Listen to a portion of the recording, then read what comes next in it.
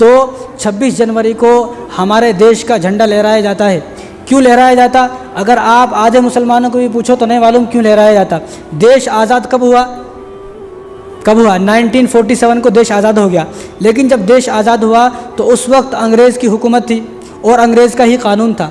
देश आज़ाद तो हो गया, लेकिन आज़ाद होने के बाद अपना कोई कानून नहीं था, अपना कोई संविधान नहीं था और अपना कोई आइन नहीं था, अपना दस्तूर हिंद कुछ भी नहीं था। को कैसे चलाया जाए? तो उस वक्त पंडित जवाहरलाल नेहरू जो है वो अपने हिंदुस्तान के सबसे पहले प्रधानमंत्री हैं। अब तक हिंदुस्तान के 14 प्रधानमंत्री रह चुके हैं। आजकल ना ये मीडिया वाले मुसलमानों को पकड़ तो उसको ये सवाल पूछते, ये सवाल इतना पूछता, मुसलमानों को मालूम ही नहीं होता। अब अगर हम यहाँ ये बैठकर ये बात करें तो लोग नाराज़ हो जाते हैं, अरे अल्लाह रसूल की बात छोड़ के क्या बात कर रहा भाई? ओ भाई, जिस देश में हम रह रहे हैं उस देश की बातें हैं ये किसी दूसरे देश की बातें नहीं है। यहीं का इसी देश का मीडिया वाला कोई आकर अगर हमसे ये पूछ ले पंडित जवाहरलाल नेहरू से लेकर मोदी तक अब तक हिंदुस्तान के कितने पीएम रह चुके, तो क्या जवाब दोगे? जवाब नहीं दिया तो उन्हें बदनाम कर देता, मुसलमान को नहीं मालूम। तो मालूम ये होना चाहिए कि उस वक्त से लेकर अपने हिंदुस्तान के सबसे पहले जो प्रधानमंत्री पीएम है वो पंडित जवाहरलाल नेहरू है, और सबसे पहले जो गृह मंत्री हैं वो सरदार वल्लभ भाई पटेल है, और वहाँ से लेकर आज तक 14 मंत्री रह चुके हैं पीएम हिंदुस्तान के।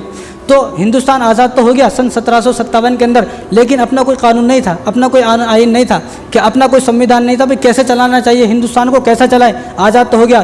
तो उस वक्त लोग पंडित जवाहरलाल नेहरू ने लोगों को जोड़ा और ये मशवरा किया कि यहाँ का एक कानून बनना चाहिए, कि हिंदुस्तान का एक दस्तूर बनना चाहिए, जिस दस्तूर के हिसाब से हिंदुस्तान को चलाया जाए। तो उस वक्त अम्बेडकर, डॉक्टर भीमराव अम्बेडकर को ये जिम्मेदारी दी गई कि आप हिंदुस्तान का संविधान बनाए। तो आपके साथ और बहुत सारे लोग थे, तो आपने यानी डॉक्टर अम्बेडकर ने 60 देशों का दौरा किया, 60 मुल्कों का दौरा किया और वहाँ के संविधान को देखा। तो वहाँ के संविधान को देख कर कॉपी कर कर और पूरे संविधान को जोड़कर जो है जो किताब बनती है, अपना जो संविधान है उसके जो सफ़े हैं वो 251 सफ़े हैं। कितने? 251 सफ़े हैं। और इसको बनाने में, संविधान को बनाने में डॉक्टर भीमराव अम्बेडकर को कितने दिन लगे?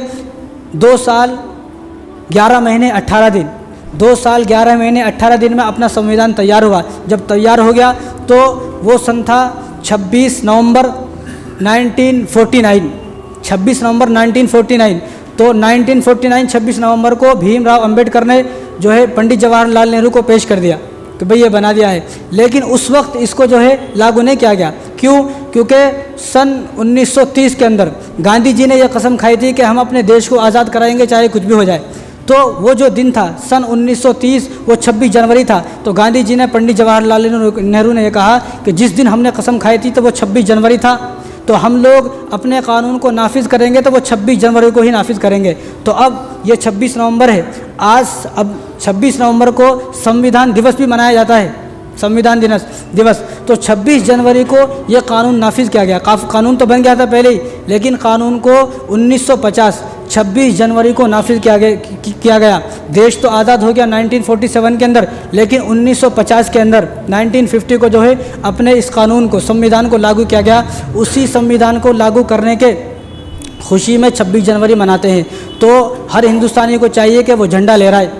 हर हिंदुस्तानी को चाहिए कि वो मदरसे में, मस्जिदों में, मकतब में, जहाँ भी पढ़ाते हैं, जहाँ भी रहते हैं, घर में चाहे कहीं भी रहो, अपना हिंदुस्तानी होने का सबूत दें कि भाई मैं हिंदुस्तानी हूँ। क्योंकि ये वो मुल्क है जिस मुल्क के अंदर जब सबसे पहला इंसान कौन आया? सबसे पहले इंसान हज़रत आदम अलैहिस्सलाम आए।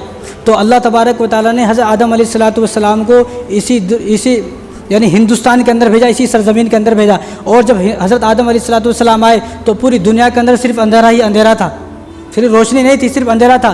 तो उस वक्त जब हज़रत आदम अलैहिस्सलाम यहाँ पर आकर घबरा गए, श्रीलंका के अंदर, मालदीव के अंदर आए तो घबरा गए, तो अल्लाह तबारक व तआला ने हज़रत जिब्राईल अलैहिस्सलाम को भेजा। जब हज़रत जिब्राईल अलैहिस्सलाम आप आए तो आपने अज़ान दी। तो मालूम यह हुआ कि हज़रत आदम अलैहिस्सलाम दुनिया का जो पहला इंसान आया वो भी हिंदुस्तान के अंदर आया। सबसे पहली जो अज़ान हुई वो भी हिंदुस्तान के अंदर हुई। और जिब्राईल अलैहिस्सलाम को आज पहली मरतबा उतारा गया तो कहाँ उतारा गया? अपनी इस सरजमीन हिंदुस्तान के अंदर जिब्राईल अलैहिस्सलाम को उतारा गया। जब हज़रत जिब्राईल अलैहिस्सलाम ने अज़ान दी तो हज़रत आदम अलैहिस्सलाम ने सजदा किया, नमाज़ पढ़ी 2 रकात। तो वो 2 रकात नमाज जो सबसे पहले पढ़ी गई है वो इसी हिंदुस्तान के सरजमीन पर पढ़ी गई है। तो मुसलमानों का इतिहास है। तो मुसलमानों का जो इतिहास है ना वो इतना छोटा नहीं है जिसको जो है आधे घंटे में बयां किया जाए। तो आज़ादी को जो बयां किया जाता है वो सन 1857 के बाद से बयान किया जाता है। उससे पहले जो इतने मुसलमानों की जो कुर्बानियाँ हैं उनको बयान नहीं किया जाता। इसलिए हम लोग जमहूरियत को पढ़ें, अपने संविधान को पढ़े कि हमारा संविधान क्या कहता है, कैसा बना, किसने बनाया, कब बना। तो हमारे संविधान के अंदर, अब मैं एक इंटरव्यू देख रहा था, एक मुसलमान थे, उनसे पूछ रहा था बताओ संविधान के अंदर कितने पेज है, कितने पेज है, कितने पेज है। अब उन बेचारों को नहीं मालूम।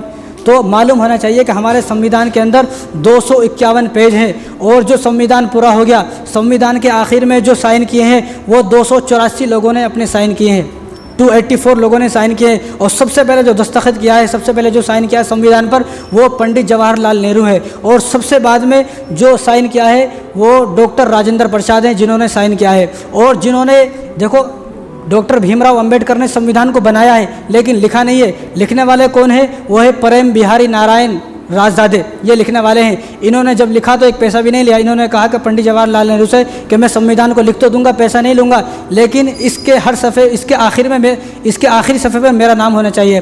तो पंडित जवाहरलाल नेहरू जब देखा कि इन्होंने पैसे नहीं लिए तो उसके हर सफ़े पर, यानी संविधान के हर सफ़े पर इनका नाम लिखाया। तो हमें अपने देश के बारे में, हिंदुस्तान के बारे में हर बात मालूम होनी चाहिए ताकि कोई मीडिया वाला हमें पकड़ के गुमराह ना कर सके।